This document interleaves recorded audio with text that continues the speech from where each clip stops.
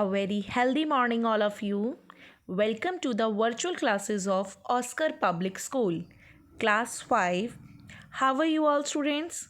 I hope you all are taking good care of yourself. So, today we are just continue the chapter number 14. And what is the name of our chapter? Unforgettable Personalities. What is the name of our chapter? Unforgettable Personalities. Students, in a yesterday class, we have already read about some great personalities of world.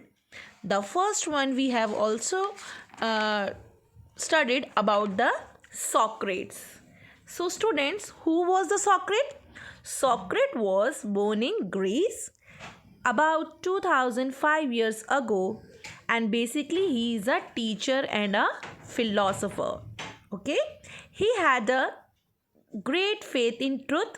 Okay, and he was against the blind faith in everything. Okay बच्चे, so the next philosopher we have, the next personality we have to already read about the Abraham Lincoln. So Abraham Lincoln, from where he born? He was born in poor family in USA. Okay बच्चे, and he was basically he did not take any formal studies, and but after that he had to practice of slavery in the USA, and basically he was the elected as a president of USA. Abraham Lincoln banned the practice of slavery. Okay, so beta, in today's class we are just study about the very famous name of India. As you know this, Mahatma Gandhi. So Mahatma Gandhi's original name, tell me beta, as you know that, what is the name of the Mahatma Gandhi's original name? Yes, you are totally right. Mohandas Karamchand Gandhi. What is the original name of Mahatma Gandhi? Mohandas Karamchand Gandhi. And Mahatma was a title. Mahatma एक title था जो उन्हें किसने दिया था? A very famous poet of India. The name is Rabindranath Tagore. Rabindranath Tagore ji ने मोहनदास करमचंद गांधी जी को एक टाइटल दिया जिसका नाम था Mahatma. Then after that people call him Mahatma Gandhi. So Gandhi ji was born on October, and what is the date of that?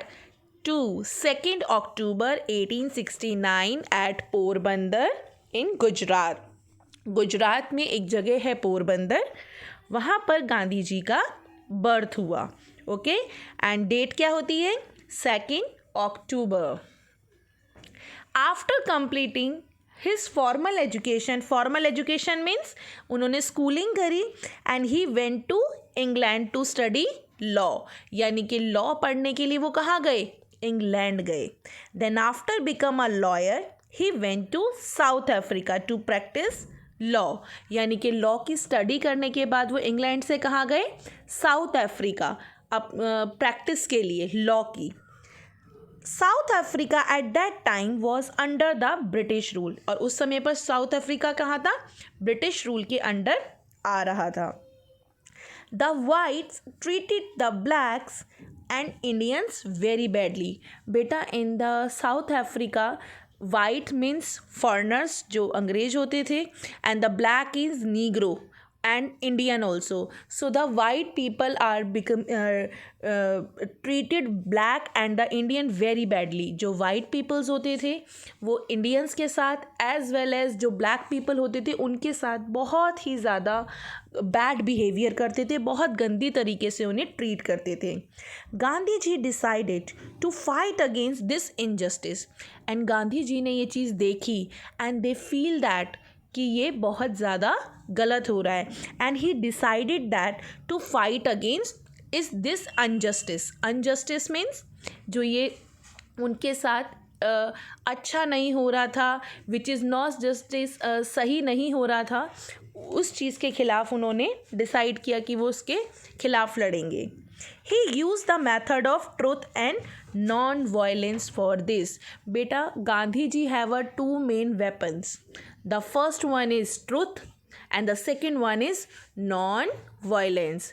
यानी कि गांधी जी के टू वेपन्स थे. उनका है तो गांधी जी के दो हथियार थे, सत्य और अहिंसा, truth and non violence. He spent 20, see this is the picture of the Gandhi ji. 20 years he spent in South Africa. वो 20 years South Africa में रहे and helping to fight discrimination. Discrimination होता है बेटा जब किसी पर्सन को उसकी कास्ट, रिलीजन, जेंडर के अकॉर्डिंग उसके साथ भेदभाव किया जाता है, उसको इक्वली ट्रीट नहीं किया जाता. This is the discrimination. When Gandhiji came to India, he was worried to see the condition of Indian under the British rule.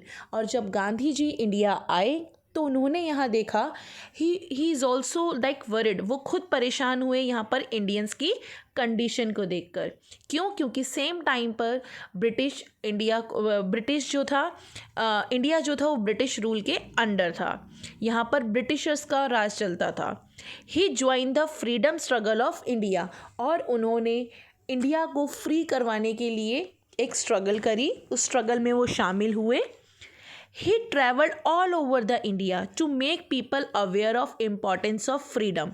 उन्होंने जगह जगह पर इंडिया में विज़िट किया, लोगों को अवेयर किया. अवेयर मीन्स जागरूक किया. उन्हें बताया कि आपको फ्रीडम क्यों लेनी चाहिए. उन्हें समझाया what is that importance of freedom and ask for their support. उन्होंने जगह जगह जाकर लोगों से बात करी. उन्हें बताया कि आप क्यों किसी के अंडर काम कर रहे हो, क्यों किसी के स्लेव बन रहे हो. आप अपने फ्रीडम को पहचानो, अब फाइट करो अपने फ्रीडम के लिए और गांधी जी को सपोर्ट करो. He followed the path of satyagraha. Satyagraha बेटा is a Hindi word. Satyagraha, satya means truth और ग्रह मीन्स आग्रह करना. तो सत्याग्रह का मतलब होता है सत्य के लिए आग्रह करना. Which was based on truth and non violence.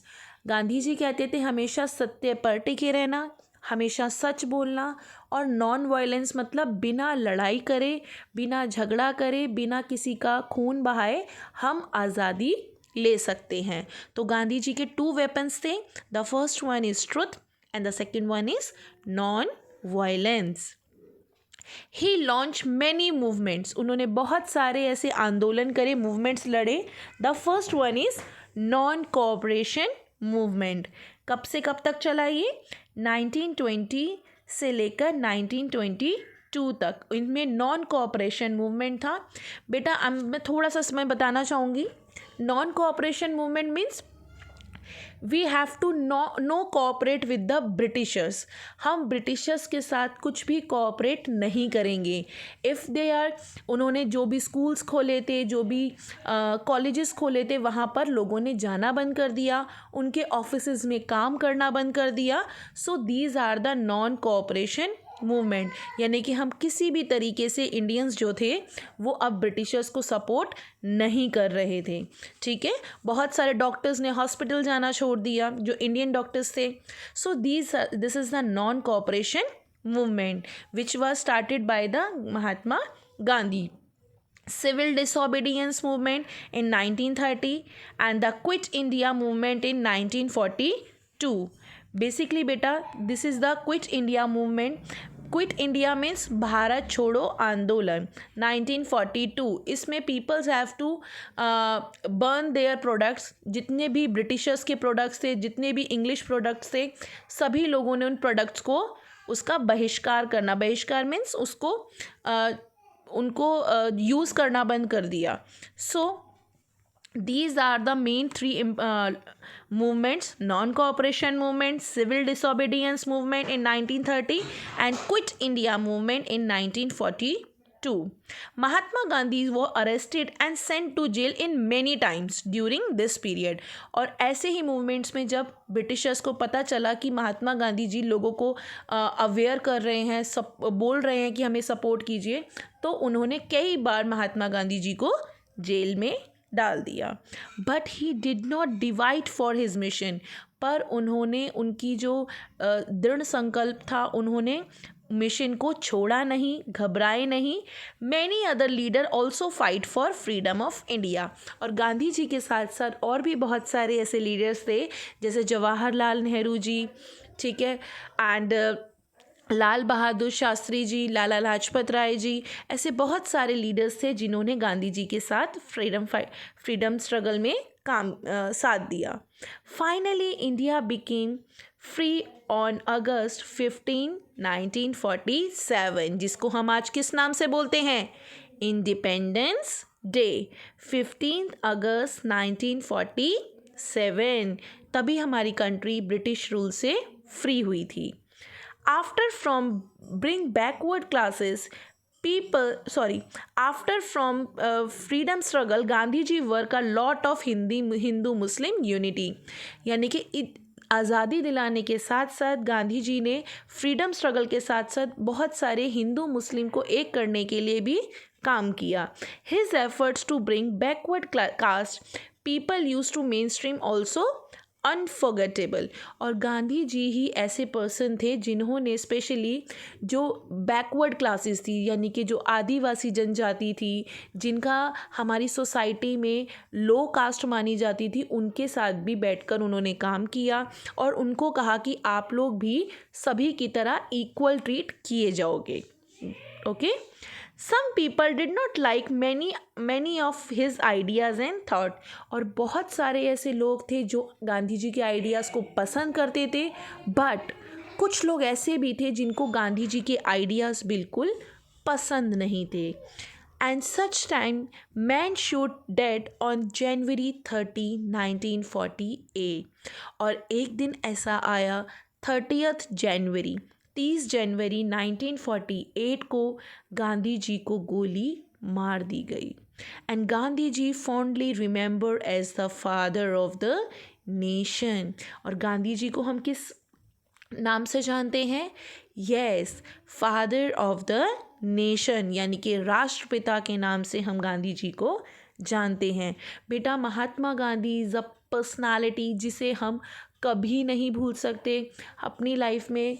And as you know that कि हर ऑफिसेज़ में, हर गवर्नमेंट ऑफिसेज़ में, हर ऐसी जगह जहाँ पर every times truth and non violence की बात की जाती है, वहाँ पर एक फ़ोटो हमेशा ज़रूर होती है. That is for Mahatma Gandhi. आपके इंडिया की करेंसी पे, करेंसी मीन्स नोटों पे, पैसे पे भी आप देखते हैं नोट पर किसकी फ़ोटो होती है? महात्मा गांधी जी की.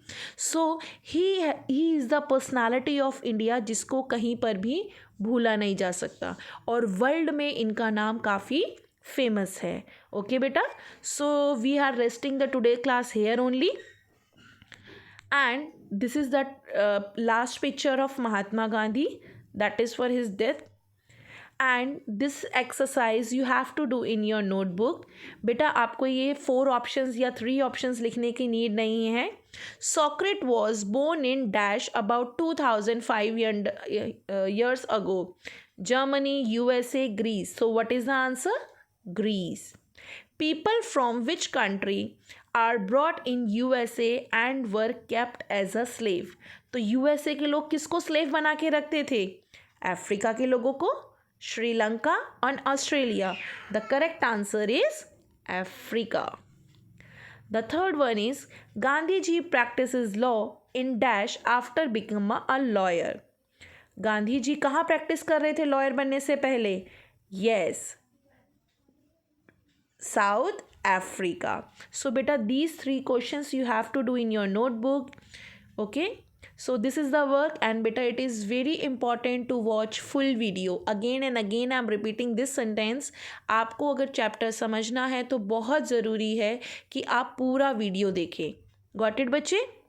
And thank you so much for watching this video and be ready for the next class also. Thank you so much students. Keep healthy, stay fit, use mask and sanitizers also. And being a touch with the study. हमेशा study के साथ रहो बेटा. Don't waste your time. Okay. Thank you so much students.